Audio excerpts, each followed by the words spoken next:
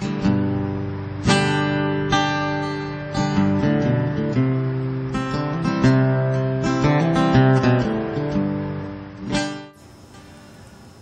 personal experience was over a 23-year marriage, and throughout that marriage I experienced the emotional, the financial, the spiritual, the sexual abuse, which then led to the physical abuse. So he knew where to hit me, to hurt me, to where it wouldn't bruise, or if it did bruise, it would be in an area that would be able to be covered up by my clothing. So a lot of people didn't know the type of abuse that I was going through.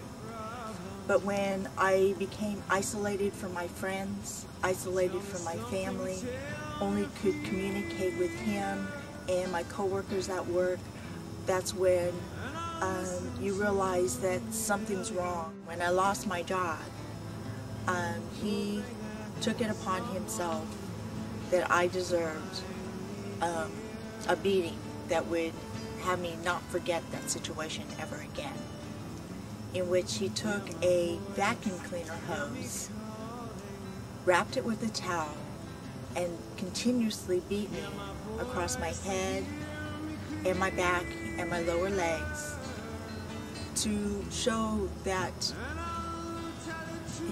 my actions were intolerable, but his actions towards me as far as physical abuse was not acceptable either.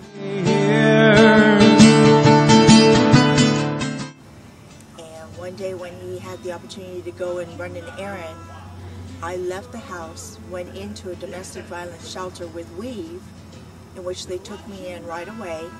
I received counseling through a caseworker in the shelter and got some direction as to where I should be going and what I could do to keep myself out of the domestic violence situation.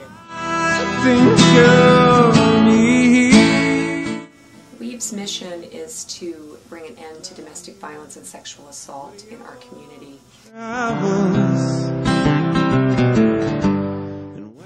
What we're doing with this campaign is encouraging everyone who lives in Sacramento to get up from whatever they're doing, whether they're at work or at home, at 3:04 in the afternoon on Monday the 25th, and get up and take a walk around the block. And the 3:04 time represents the fact that 3 out of 4 of us know somebody who has been a victim of domestic violence, whether we realize it or not.